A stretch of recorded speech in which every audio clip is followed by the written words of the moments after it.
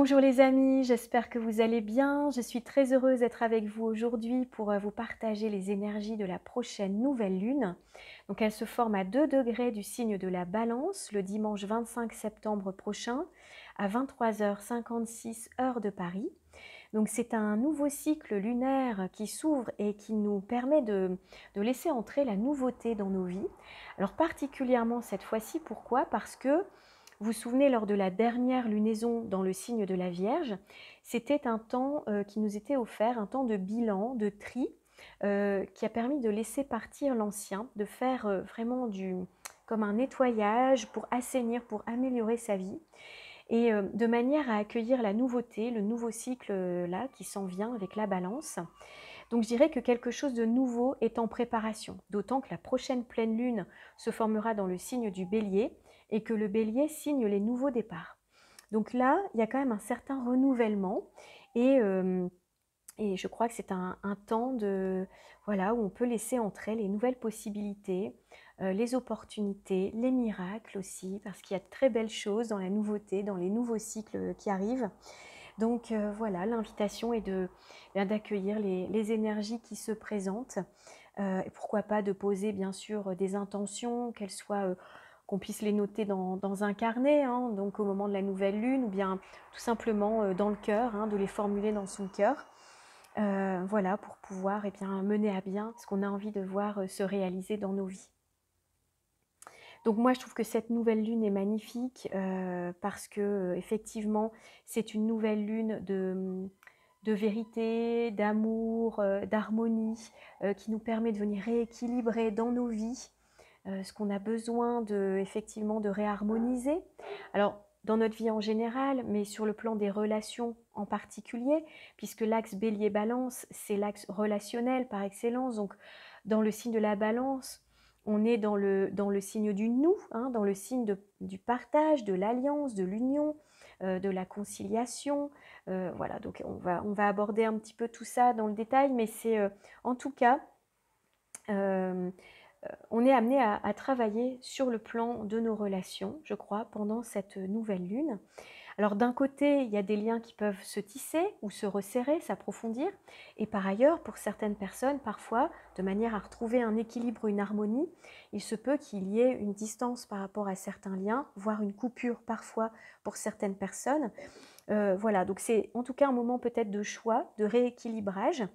Alors c'est vrai que souvent on dit la balance ne sait pas choisir, la balance hésite, mais c'est parce que la balance veut faire un choix équilibré.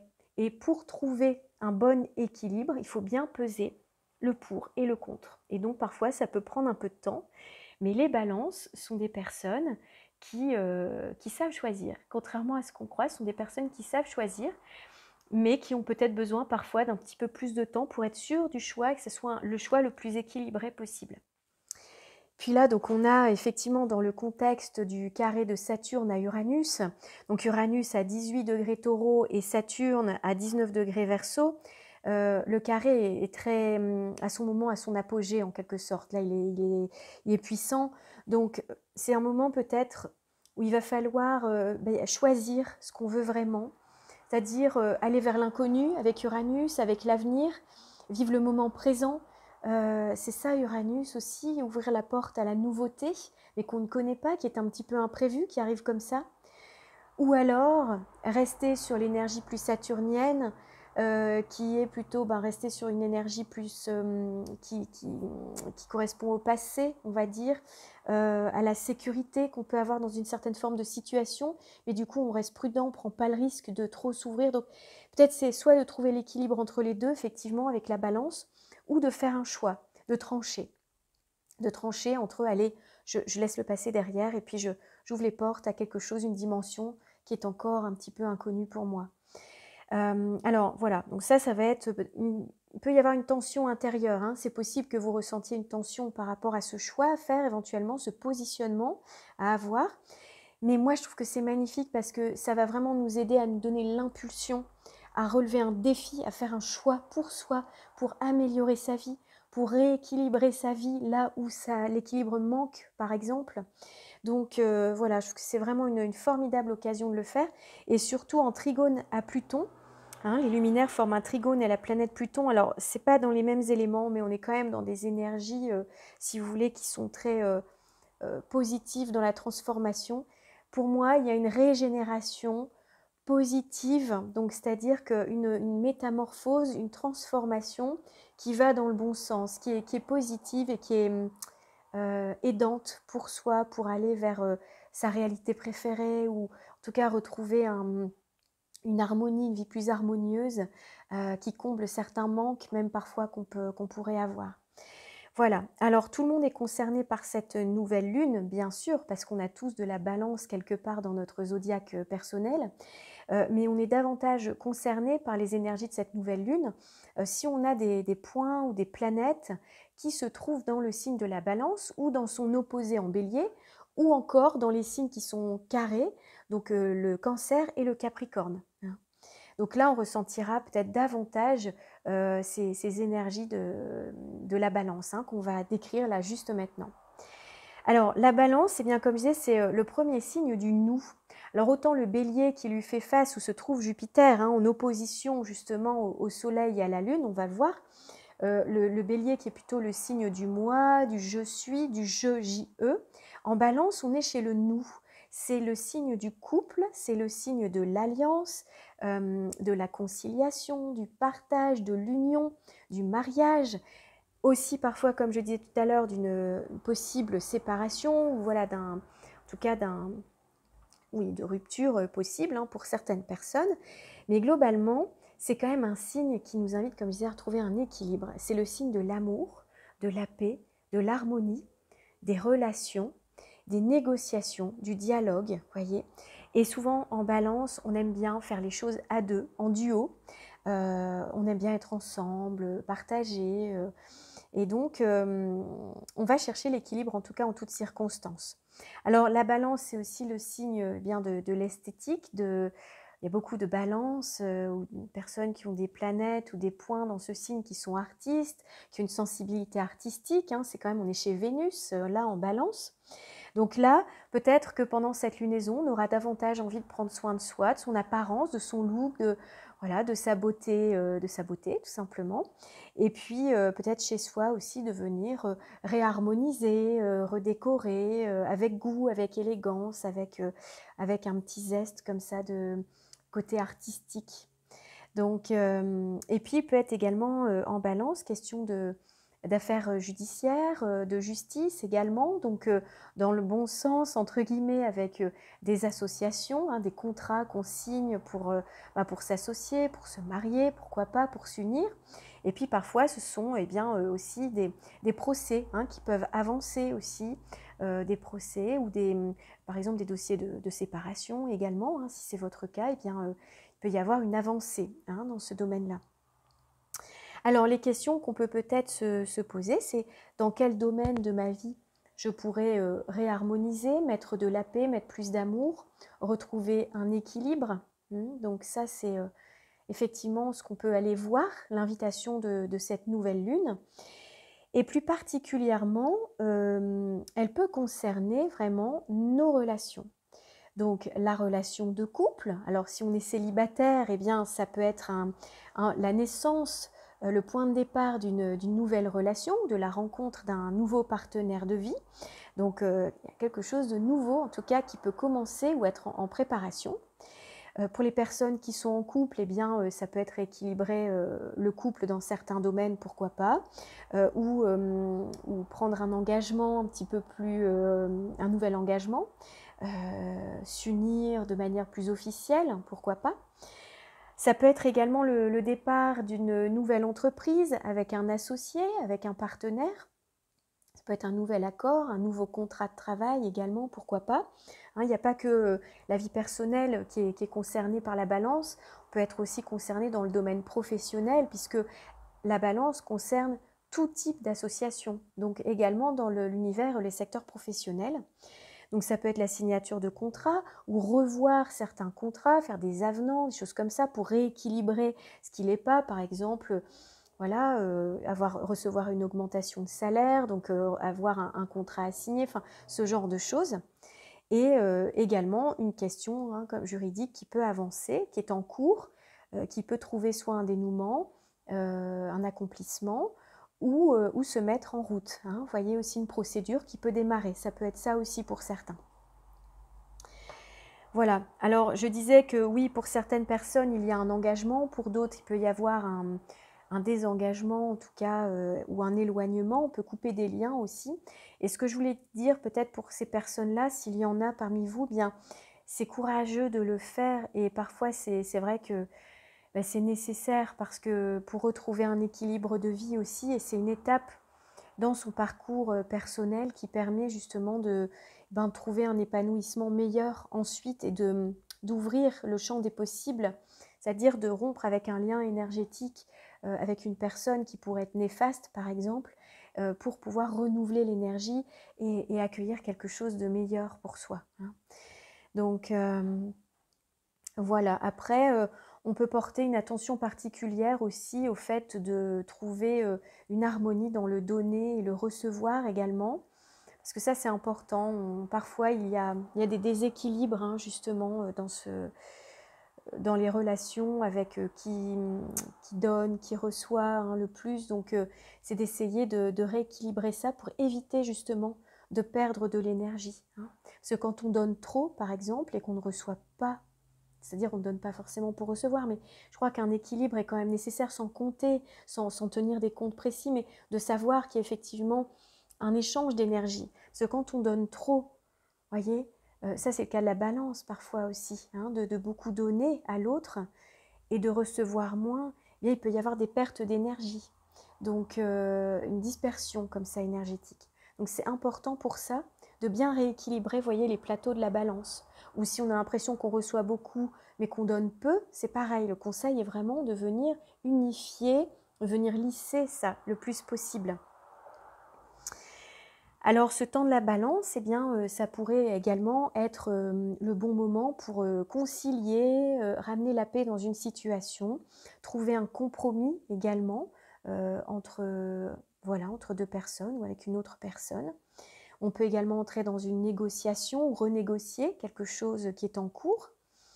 Établir un dialogue aussi, pour ceux qui sont en rupture de communication, eh bien, c'est peut-être le bon moment pour établir un dialogue. Il y a de grandes chances que la personne en face eh bien, soit plus réceptive pendant cette période et soit plus ouverte au partage et à la discussion. Et c'est vrai que si vous traversez une situation qui est tendue, par exemple, eh bien, ça peut être un excellent moment pour renouer donc un lien, faire la paix et puis rétablir justement une harmonie. Hein.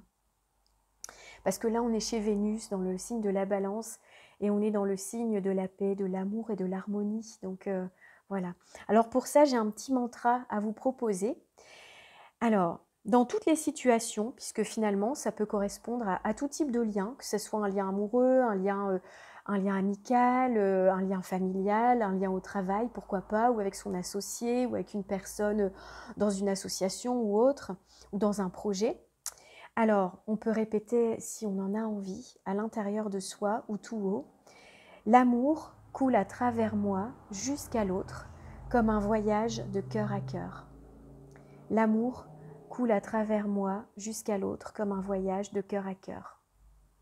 Je pense que c'est vraiment un bon moment, et surtout, enfin pour prononcer ce mantra, et surtout que je pensais, Vénus se trouve donc là dans le signe de la Vierge, donc Vénus qui est maîtresse du signe de la Balance, elle est bientôt dans son signe, puisque là pour la nouvelle lune, elle se trouve à 25 degrés du signe de la Vierge, donc 4 jours plus tard, donc le 29 septembre, elle fera Vénus donc son entrée dans son signe en Balance, et formera du coup une conjonction au Soleil.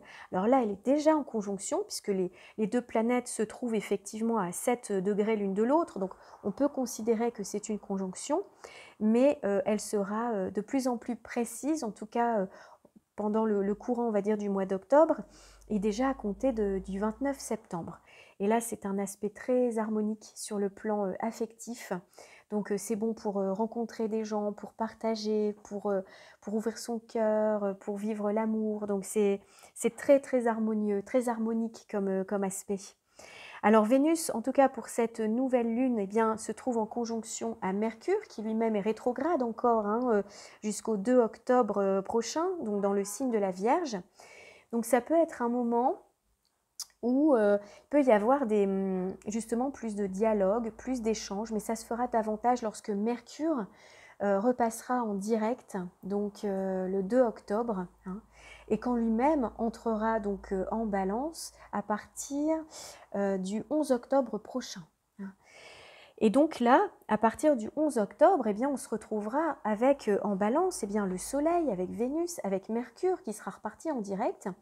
Donc c'est tout à fait possible qu'il y ait à ce moment-là des événements, peut-être des discussions, des dialogues, des partages, une ouverture, des déclarations, des contrats qui se signent. En tout cas, c'est un bon moment pour se lancer, pour vivre quelque chose de nouveau, pour dialoguer, pour s'ouvrir, pour signer des contrats. Vous voyez, il y a peut-être une mise en mouvement à ce moment-là lorsque Mercure repassera en direct, d'autant que Pluton, donc, qui actuellement, donc au moment de cette nouvelle lune, est encore rétrograde, va repasser en direct le 9 octobre, quasiment au même moment où Mercure va repasser en direct également.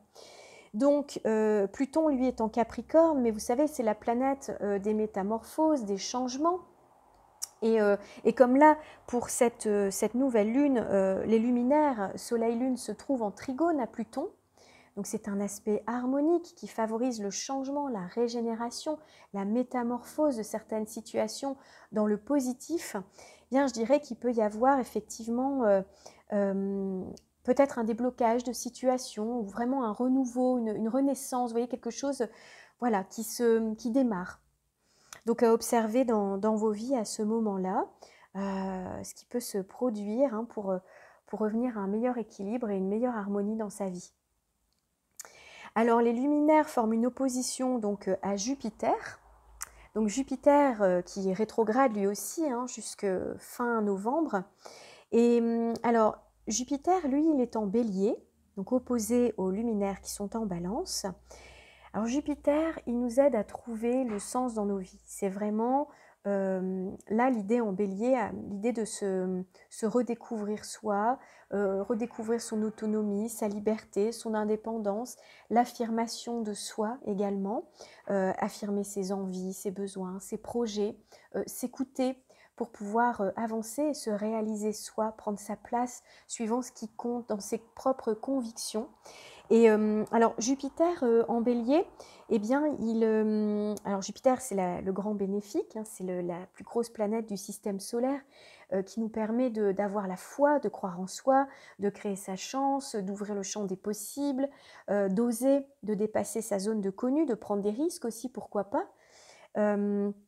Et là, du coup, en Bélier, Jupiter, il aime relever un nouveau défi, tenter quelque chose de nouveau, prendre un nouveau départ dans la réalisation de soi.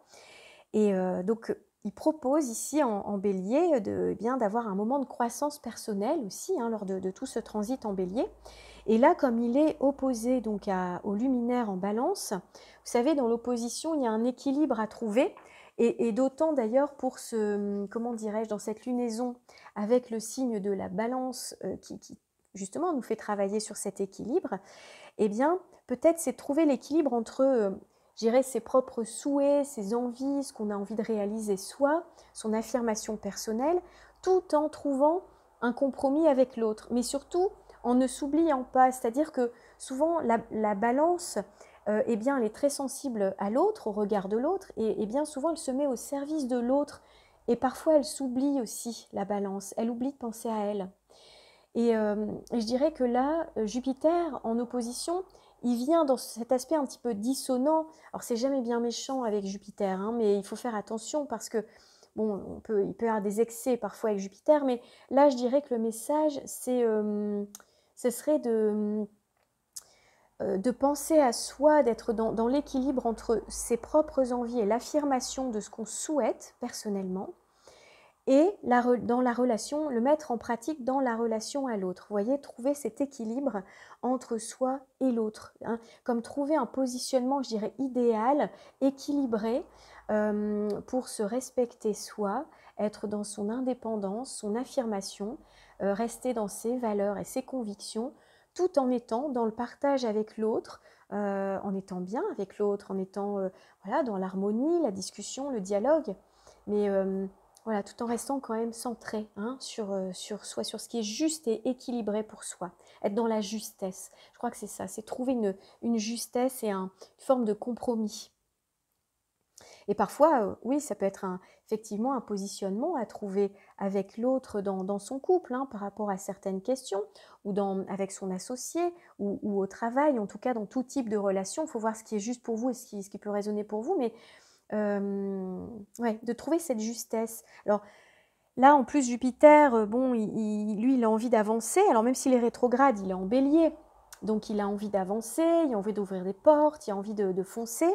Mais c'est vrai que je dirais que là, la balance, elle demande quand même un peu de pondération, pardon, oui, de modération, c'est-à-dire sans excès.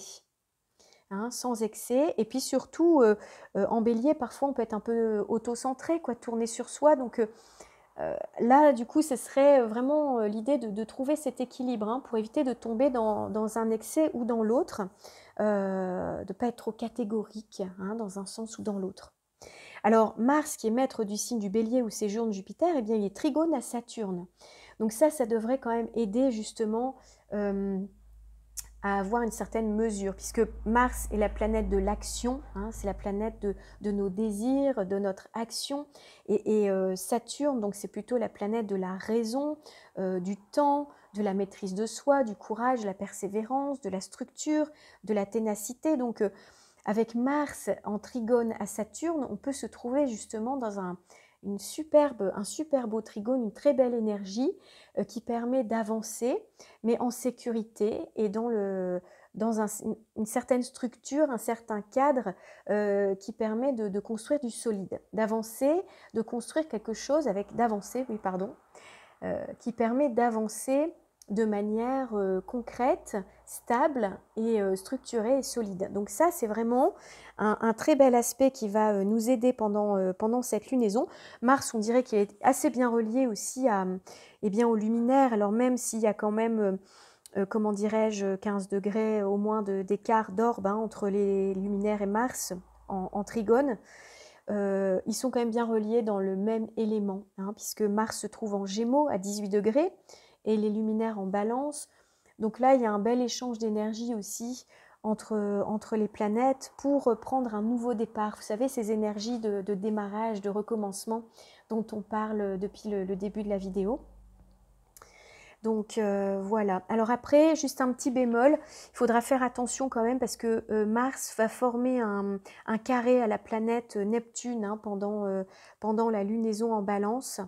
Et Mars carré à Neptune, alors à la fois ça peut donner un aspect très créatif, d'ouverture aussi à plus grand que soi, d'écouter son intuition pour agir. Mais c'est vrai que les émotions, elles peuvent être quand même un peu exacerbées, il peut y avoir des débordements passionnels aussi qui peuvent être fréquents avec ce type d'aspect. Et on peut être un petit peu on va dire, dans une forme d'illusion et de confondre aussi un peu ses désirs et la réalité, quoi, et de ne pas être très juste. Donc attention aussi voilà, à l'illusion, au flou, et on peut être berné, quoi, un petit peu, on peut être leurré. Donc on peut se trouver dans des situations un petit peu bizarres, un peu dans laquelle on ne se sent pas très à l'aise. Donc attention aussi, oui, aux influences, et de quand même bien garder son discernement par rapport à ça, parce que faut quand même se méfier, hein, d'un carré Mars-Neptune. Peut y avoir, comme je disais, ce flou. On n'y voit pas très clair aussi parfois dans la manière d'agir, et puis on peut se tromper, on peut être trompé, donc prudence, voilà, juste quand on le sait, eh bien on part du principe que voilà, on peut faire attention à ça. Mais bon, voilà, Mars est quand même là pour la lunaison, quand même bien relié à Saturne, donc logiquement, il y a quand même on a quand même les pieds sur terre, on a quand même une forme de discernement, la raison est là, donc voilà, on peut quand même trouver une porte de sortie comme ça, si jamais effectivement il y a quelque chose qui nous semble un petit peu bizarre ou pas très clair. Bien voilà ce que je voulais partager avec vous pour cette lunaison. Merci infiniment pour votre écoute, pour vos likes, pour tous vos partages. Et si vous souhaitez des renseignements sur mes accompagnements personnalisés, vous trouverez des informations eh bien, en dessous, là, dans la barre d'infos. Et voilà, je vous dis à très vite, prenez soin de vous et puis je vous dis à bientôt pour la prochaine pleine lune. Au revoir.